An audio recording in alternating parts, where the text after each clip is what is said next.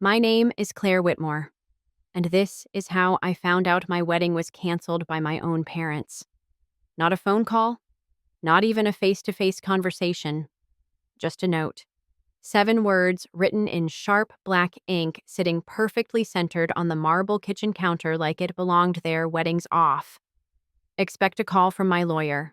No explanation, no love mom, no concern, just silence. It was 6:48 a.m. on a Thursday morning.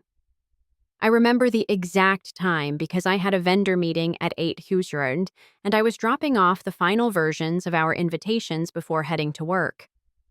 Everything was scheduled. Everything had been planned. I let myself in through the side door like I always did at my parents' place. The house was dead quiet. No kettle on. No morning news in the background. No sound of my mother tapping her spoon on her teacup. Then I saw the note. At first, I thought it was a mistake. Maybe it was meant for someone else. Maybe they were joking. But the second I recognized my father's handwriting, I felt my lungs go still. It was real. That single sheet of paper didn't just cancel a wedding. It detonated my entire life. I didn't scream. I didn't cry. I didn't even call my fiancé Trevor. I picked up my phone, typed one word back to my mother, and hit send. Understood. Then I drove home in absolute silence. No radio, no podcasts, no thoughts, just a hollow ache in my chest and a growing sense that something far bigger than a canceled wedding was unraveling, and I had no idea just how deep it went. But I was about to find out. I spent the next 12 hours inside my apartment not speaking to anyone. The phone rang. Trevor, my maid of honor, a couple of cousins. I didn't pick up. Because how do you explain something you don't understand yourself? The wedding was 2 weeks away. The dress had been fitted, the flowers had been finalized. We had paid deposits locked in timelines, and I had trusted my parents to help manage the vendors. I'd trusted them because they said they wanted to take the stress off me. Because they were family. By 9 p.m., still no call from my parents, no follow-up, no explanation. But I got something else. A message from my cousin Paige. Claire, I think this was sent to me by mistake. It's a group email thread. You should see it. Attached was a screenshot of a Gmail chain titled Whitmore Family Wedding Reallocation. At first, I didn't understand. Then I started reading. The same venue, the same menu, the same vendors, the same string quartet. Only now the bride's name was different. Not Claire, Caroline, my little sister, the one who had gotten engaged 3 months ago in what everyone said was a surprise Vegas proposal. I kept scrolling. The florist invoice had been updated, swapping out my name. The photographer's new timeline listed Caroline and Ethan, her fiancé, as the couple. My jaw clenched. I wasn't just removed. I was replaced. One message in the thread made my hands tremble. At least now the pictures will be cute. Caroline. And underneath, my mother replied with a heart emoji. The fury came like a cold wave, not loud or explosive, but freezing. The kind of fury that made my fingers go numb while my eyes stayed dry. I thought of every time Mom insisted we go with neutral tones for my bridesmaids. Don't pick something too bold, she said. Every time Dad told me, don't stress about the contracts. I've got it covered. They weren't helping me. They were transferring everything quietly, efficiently behind my back. The venue, the vendors, the money, even my dress. It didn't feel like a betrayal. It felt like erasure. They didn't just cancel my wedding, they hijacked it, and they thought I wouldn't do anything about it. They were wrong. 2 days before I found that note on the counter, I had gone in for what was supposed to be my final dress fitting. The boutique was tucked into a cozy corner of downtown Charleston. I had picked it for its privacy, its warmth, nothing like the high-end fashion showrooms my sister loved to flaunt on Instagram. That day I showed up early, a little nervous, but hopeful. What I wasn't expecting was Caroline. She walked in 10 minutes late, sunglasses on, latte in hand. "Oh," she said, with mock surprise. "Didn't realize you were here today." The boutique manager blinked. "You're not the bride, right?" Caroline smiled sweetly. "Not today." She sat down on the velvet bench and pulled out her phone, scrolling casually like we were at brunch. I should have walked out then. But I stayed long enough to try the dress on, long enough to see Caroline snap a photo of me from her phone saying, "Wow, the lighting in here is perfect." The next morning, I got an email from the boutique. "Your final dress is ready for pickup under the name Caroline Whitmore." I called immediately. The boutique staff were polite, apologetic. There was a change request. "Your mother handled it. The bride's name was updated in our system." I hung up without another word. My voice was shaking too hard to argue. That night, out of nothing but instinct, I opened Instagram. And there it was. A reel.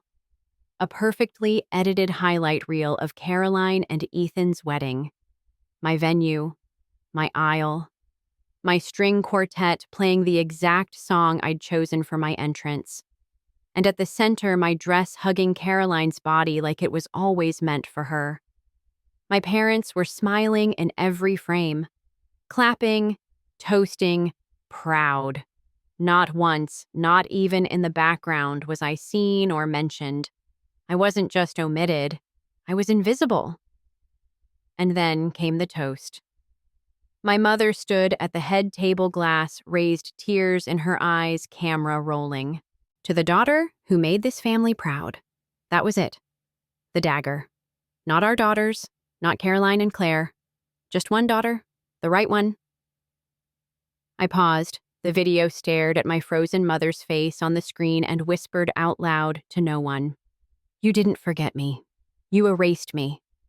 And that was the moment everything inside me snapped. That night, I didn't sleep. I sat in my dark living room, phone in hand, dressless, weddingless, and silenced in a way I hadn't felt since I was a teenager in that house, where silence was considered grace and obedience passed for love. But I wasn't a teenager anymore. I pulled out an old shoebox from the closet. Inside was my previous phone. Cracked screen, weak battery, but it still held my past. I turned it on, hands trembling not from fear but fury. I needed answers.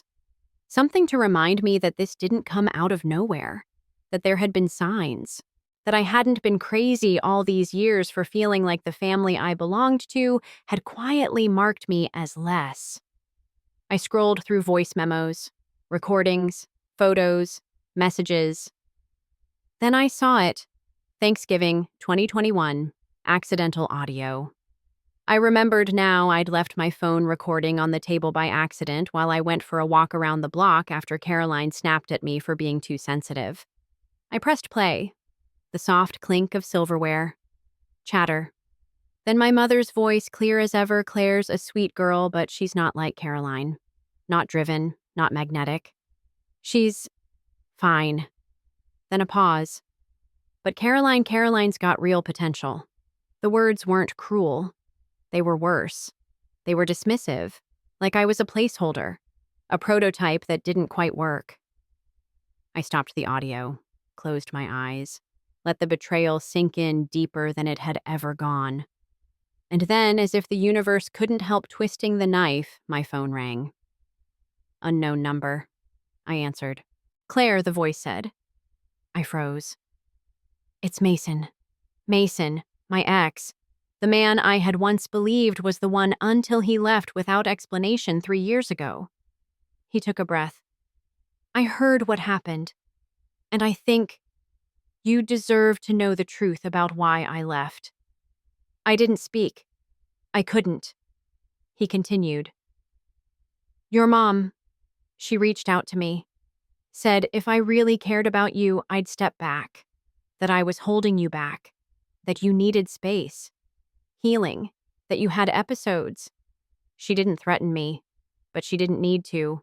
She showed up to my job, Claire. My job. Told HR you had a history of emotional instability and that I was part of the problem. I clutched the phone tighter, knuckles white. I thought I was helping you by walking away, but now I realize I was just part of their system, and I'm sorry. He didn't ask for forgiveness. He didn't even cry, and neither did I, because I wasn't sad. I was done. Done being their project, their placeholder, their puppet. I ended the call, walked to my desk, and opened a new folder on my laptop. Title for the record. I began dragging in everything. Emails, messages, screenshots, contracts. Then I opened a second folder. Title restitution. Because this wasn't just betrayal anymore. This was going to be a reckoning. By the time the sun rose, both folders for the record and restitution were filling fast. I wasn't just saving evidence. I was constructing a case. Because my family hadn't made a mistake, they had orchestrated a takeover. One that was cold, careful, and until now unquestioned. I started with the obvious. The florist invoices originally billed to my business credit card. The venue deposit confirmation signed with my name and my check. Emails from the photographer discussing the timeline emails where I was the only one included. And then I found the spreadsheet, a PDF. Julia, my mother, had emailed me 2 months ago under the subject, Wedding Budget Tracker Keep Things Clean. I opened it. It wasn't a tracker. It was a disguised asset reassignment form complete with a clause labeled FFP Family Financial Planning. I hadn't noticed the footnote when I signed it. It was tiny, faint gray font. Authorized redistribution of event-related assets within immediate family in the event of procedural changes. They had transferred everything to Caroline legally under my signature. I didn't cry, I didn't scream.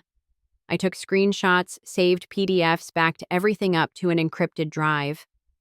Then I called Trevor. He answered on the second ring. Claire, I've been trying to reach you. What's going on? They canceled the wedding, I said.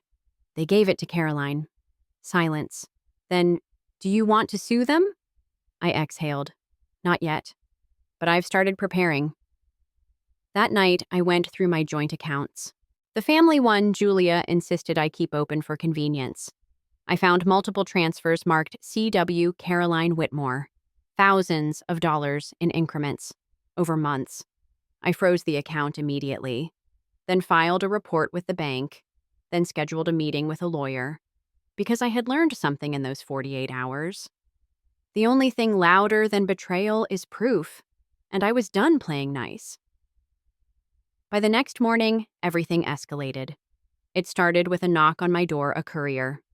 He handed me a thick envelope sealed and formal. I'd been served. Inside was a civil complaint from my own parents. They were accusing me of emotional instability, financial mismanagement, breach of trust over wedding funds.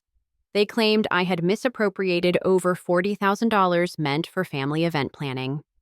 They wanted a public record showing that I was unfit to handle anything tied to the family estate. It was their way of erasing me legally this time. I didn't flinch. I called my lawyer, forwarded every document, and prepared my counterclaim. While they went emotional, I went surgical. I began tracking every dollar. Bank statements pulled. Venmo transfers labeled urgent from Caroline compiled. Receipts where I had personally paid vendors and emailed confirmations collected and time-stamped. The total came to $38,212.49. I printed it all. Filed it in a binder labeled Ledger of Record. No drama, just math. At the same time, I discovered something worse. They had revoked my co-ownership of the joint house account without my consent. Julia forged a power of attorney form. I submitted an official dispute and flagged it for fraud. Then I created a third folder, in case of public denial. Inside, I saved group chat screenshots, Caroline's Instagram story in my wedding dress, a recording of Julia from a Zoom call where she said Claire always makes things harder than they have to be. That's why we made the switch. The final file was the video of Julia telling me, Just sign this, sweetie. It's for our records, not legal. Except it was legal. They thought they were careful, but they'd gotten arrogant. And now I had the receipts. Literally. The courthouse was pale marble and too quiet. I arrived at 8:42 a.m., binder in hand, hair, back heels low but firm. My name was listed on the docket, Whitmore v. Whitmore, Civil Division Room 304. When I entered, they were already seated, Julia arms folded, face stiff. Caroline flipping through notes she didn't write. Richard, my father, stone-faced and unreadable. No one looked at me. I didn't care. The judge was a woman in her 60s. Her voice carried authority without shouting. "We'll begin," she said, "and please let's keep this factual." Julia's lawyer went first. They painted me as emotionally erratic, irresponsible, and manipulative. Then they accused me of sabotaging a family event for personal attention. I didn't even blink. My lawyer stood and calmly introduced our case. "Your Honor, my client, Claire Whitmore was misled, manipulated, and financially undermined by the very family accusing her now. Everything we claim, we can prove." She opened the binder. Exhibit A through Z. The spreadsheet Julia had me sign under false pretenses. The florist invoice billed to my nonprofit card. The bank logs showing money quietly siphoned. The video clip of Caroline laughing in a boutique mirror in my dress. And then the final blow, a notarized statement from our old accountant who confirmed that Julia had routinely rerouted charity funds intended for Claire's wedding nonprofit to a family fund without Claire's knowledge. The courtroom was silent. Caroline looked like she wanted to disappear. Julia stayed perfectly still, but her fingers were white on the edge of the table. When the judge spoke, her voice was low but final. Pending full audit. Claire Whitmore is granted interim financial authority over all disputed wedding funds and family contributions. All retaliatory suits are dismissed without prejudice. Court will reconvene for further mediation. It wasn't a dramatic slam of the gavel. There was no gasp, just the quiet sound of control returning to the person who'd earned it. As I left the courthouse, Julia brushed past me, whispering, "You think you won?" I stopped walking and said softly, "No, I know you lost." 2 weeks after the hearing, I returned to the Whitmore house for the last time. Not to fight, not to argue, just to leave a folder containing the release form removing me from the family trust. The finalized settlement document showing their defeat line by line. A handwritten letter that simply read, "You don't own me. You never did." I placed it on the kitchen table right where Julia had once left that cold note weddings off. Expect a call from my lawyer. I set my old house key on top of the folder, then walked out. No one stopped me. No one needed to. 2 days later, a white envelope arrived at my apartment. Inside was a check from the Whitmore estate. Memo line reimbursement. Dress venue damages. Amount $31,320. I didn't cash it. Instead, I framed it, mounted it behind glass with a small plaque that read, "Proof they knew." It wasn't about the money. It was about what it meant. For the first time in my life, I had forced the truth to speak. And then I started building something. Monroe and Whitmore Advocacy and Legal Planning for Women in Crisis.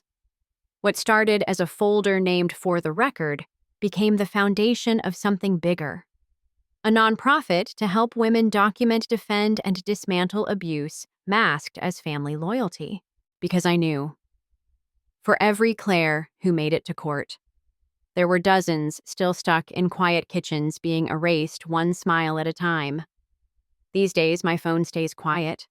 The kind of silence that heals, not haunts. I walk to work. I speak at workshops. I help others write their own records. Sometimes at night, I still think about that moment at the boutique. Me in the mirror, Caroline snapping a photo like I was invisible. Now I keep that photo clipped behind the check. Not to relive the pain, but to remember how far I've come. Freedom isn't loud, I once whispered. Sometimes it's just the sound of no one calling you back. Now I say it louder. Freedom is when you stop apologizing for surviving.